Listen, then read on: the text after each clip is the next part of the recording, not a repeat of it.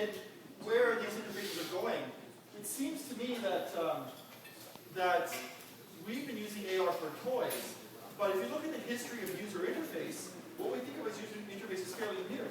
You know, we had Vannevar Bush suggesting the idea of, oh, computers, we can actually use them to do work, and we'll have this like this desk with everything we could ever interface with. You know, and that was kind of the start of it. And then you had Doug Engelbart coming along and saying, well, let's sort of get demo, let's just really articulate this thesis. And he was at SRI when he did that. And then some of those guys go to Park. And Park actually makes things. They actually make a graphical user interface. They make these advanced interfaces that let you manipulate data more easily. And they are, by most measures, very successful. Of course, Steve Jobs thinks it's a great idea, and he takes it a little bit further, and he gets the commercial success that Park perhaps wasn't really thinking about. But nevertheless, the idea of the GUI has now been with us for 20 years if you're a hardcore hacker, 10 years if you're just, most of us have been dealing with the GUI for about 10 years in our lives. And this modality is dominant. It's absolutely owns the landscape. The universities manufacture people to be experts in the GUI. And I'm fascinated by that because it's only been a decade, but we've all totally internalized this hunched over pattern, typing, mouse, keyboard, this method of dealing with our technology. And of course, we now process huge volumes of information. We type very fast. Books are bigger. Everything's kind of sped up and maybe become less dense. And it's a weird shift in how we think and articulate and interact. But it has drawbacks. And as I get older, I'm in my 40s now, I'm starting to realize I just can't do that forever. I can't sit like this. I can't hunch over. I'm starting to think back to when I was like mountain climbing or hanging out with my kid, or things like that, how much fun that was, and how there's become this real schism in my day-to-day life, and it's frustrating me, right? And so the question I have is, who's going to do the next UI revolution, maybe riffing on these tools? The contribution I want to suggest is maybe our whole bodies can be interfaces. And maybe it's not that we're having an optimal UI. Like, if you think of sign language is fairly optimal. Like, we have corporation, fairly small gestures. But maybe something is a little bit more rich, a bit more performant, a little bit more gestural, that's visible and shareable. So not the most optimal expression of work, but one where you do like large gestures indicate you're moving a piece of memory or opening up a new file, deliberately performant and deliberately over-exaggerated. And I'm wondering what that means for the next generation of students, schools, universities, next generation of people who are making these interfaces. What kinds of people are we going to be producing? What's going to be the cool thing to be in the next 10 years? Because I'm certain it's not going to be, there's not much further to go with the 2D UI. Most important stuff in the top left corner. Great, done, move on, right? So I'm wondering what it's going to be like when you're actually working and you're choosing to kind of synthesize your work with your life. And I'm just extremely curious about that. And I've personally been trying a lot of different things. I tried capoeira. I've been trying some contact improv. I want to go try parkour. There's other things I want to try just to try these forms and see if I can incorporate them into slightly performant gestures that may be used for work.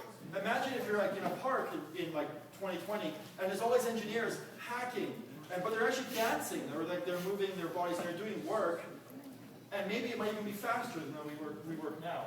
And I'm just very curious about that, and I just, I'm fascinated by that possibility. I don't have any answer to just see this.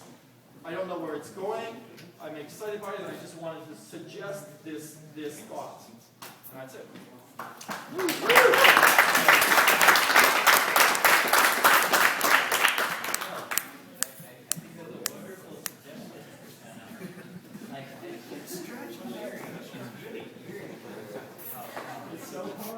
Film it?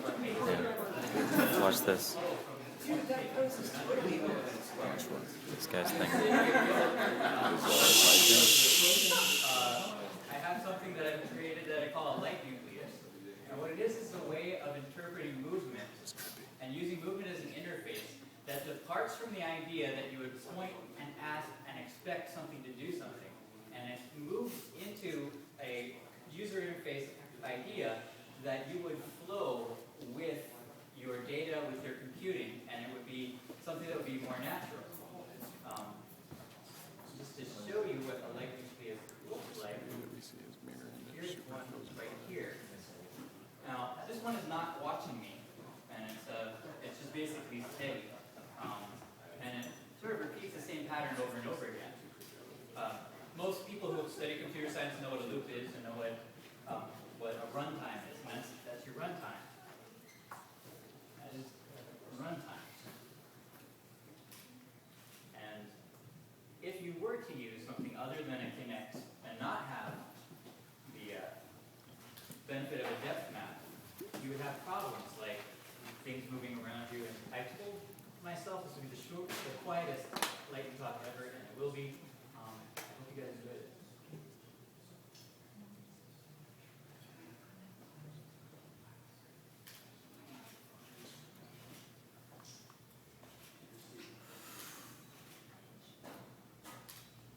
So this is just data overlaid over a camera view. But what I'm going to do with this is I'm going to mix realities in a visual form that is a mixture of a virtual and a real world that uses flow as an interface. So, for example, my stereo could be over here. Select that stereo and volume up. Next track. Throw a fireball. Dance around. But have a different experience of computing than just simply expecting a George Jetson button click. What we have on the planet right now is we have the product of a culture that has that in it. Now, you don't click on your friends and expect them to do what you tell them to do. And we can find in nature not too many things that do that. In fact, it could be that possibly our user interface metaphors are the things that are causing such imbalance with our planet. Yeah. Now, if you had a messaging system inside of a corporation that had secure messaging that you didn't want out into the world, along these lines, you could have different messages that people had to, when they got into work, to sort of navigate around. Now, 10 minutes of Tai Chi flow for each employee every day would have an effect. Now, what kind of effect would that have? Well, we live in a world right now where 50% of our workplace injuries are due to the use of a keyboard and mouse. That means 50% of the time that an American doesn't go to work and says, I'm too sick to work, it's because of this keyboard and mouse that we have, simply because 30 years ago they said, Wozniak said, this is the year of the mouse. And we don't question it.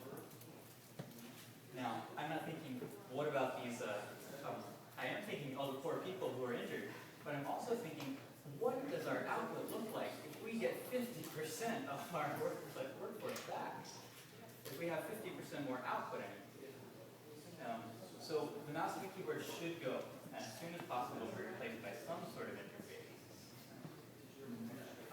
The visual flow controller is it's new. I haven't seen anything like it, except for that one slide in your shit in Anselm. And it comes in colors.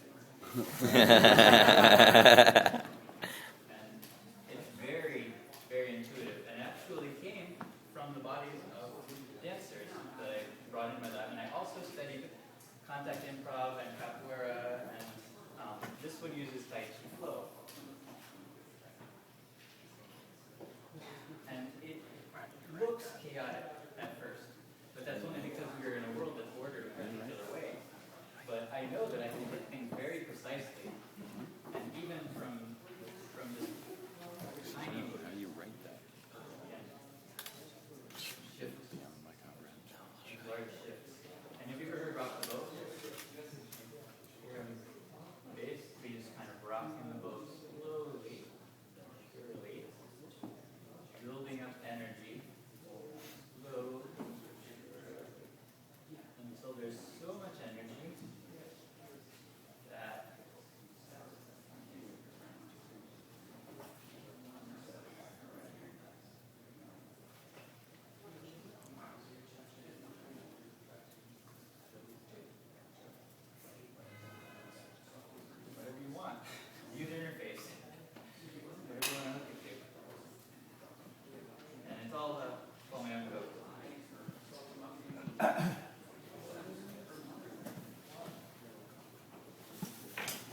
Yeah!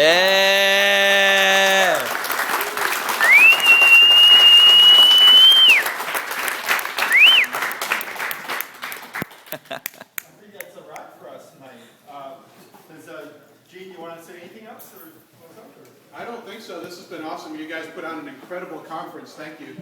Thank you. Yeah, it's like awesome. We should clean up, obviously, and try and help get this place back in shape. Put away the chairs. Let's take care of the garbage. I'm honored to be here. Thank you so much. Here, here.